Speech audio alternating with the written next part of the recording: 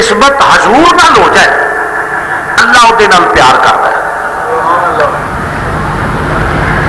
اللہ ذکر مصطفیٰ کرتا ہے, حضور تے صلاۃ و سلام بھیجدا ہے اور حضور دی نسبت والی چیز نال پیار کرتا ہے. یہ تے اشارتاً دلائل پیش دے جانا.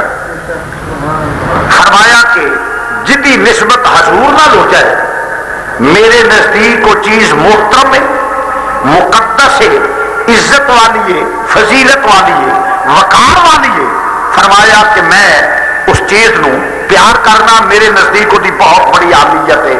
مثلا فرمایا محبوب جس صبح نو پیدا ہوئے میرے صبح دی قسم, صبح دی نسبت حضور نہ لے تے اللہ صبح دی عزت بیان کرتا پیا قسم اٹھا کے. قسم وہ دی چکی جائے دی ہے جیڑی چیز محترم ہو. فرمایا تے محبت ہوئے, پیار ہوئے.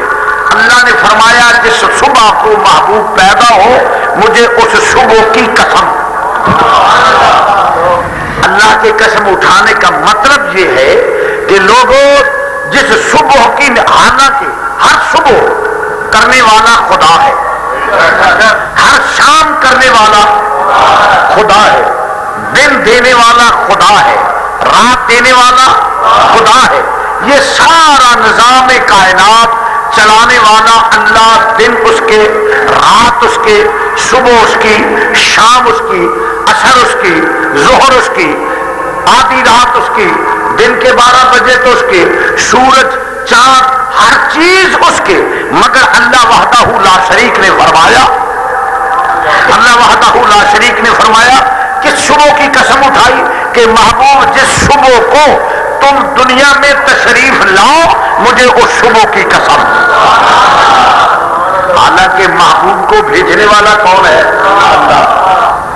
محبوب کو بھیجنے والا اللہ.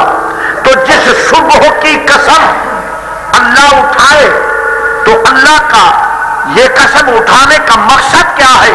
تو ظاہر ہوا کہ فرمایا کہ جس صبح کو آئے اس صبح کی قسم اٹھا کے اس کا تقدس وقار بیان کر رہا ہوں.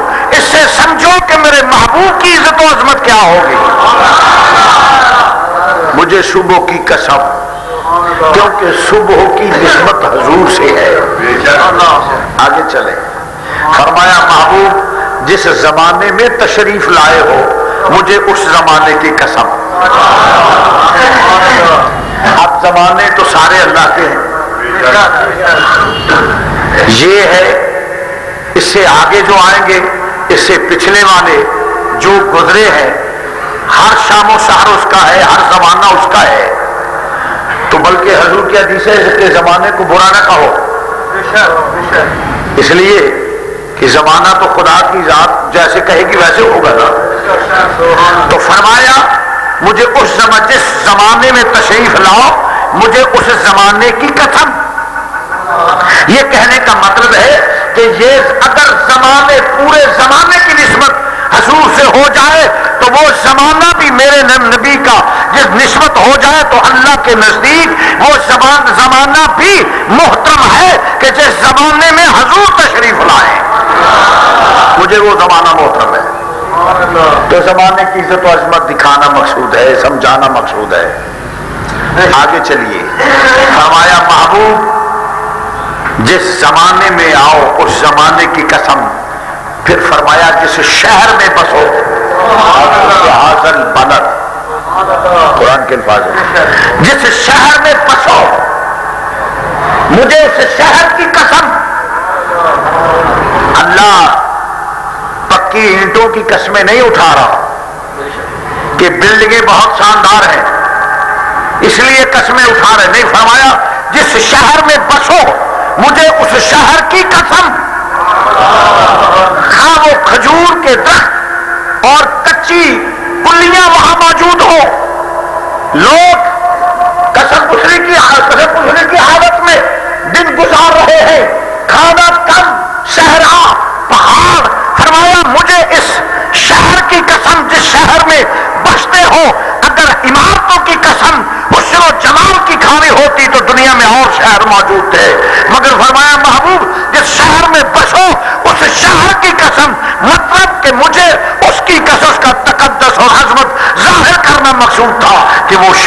مجھے پیارا لگتا ہے، میرے نزدیک پیارا ہے، عزت والا ہے جس شہر میں میرا محبوب بستا ہو۔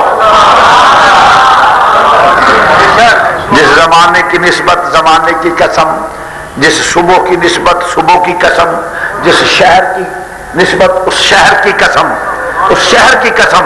اب بات میں رزلٹ پیش کرنے والا ہوں، ذرا توجہ فرمائیے۔ اور بھی نشان قرآن میں لا تعداد ہیں، بلکہ یہاں تک نہیں، حافظ صاحب تو میری مدد فرما دے، مجھے الفاظ میں پڑھنے میں غلطی نہ کروں۔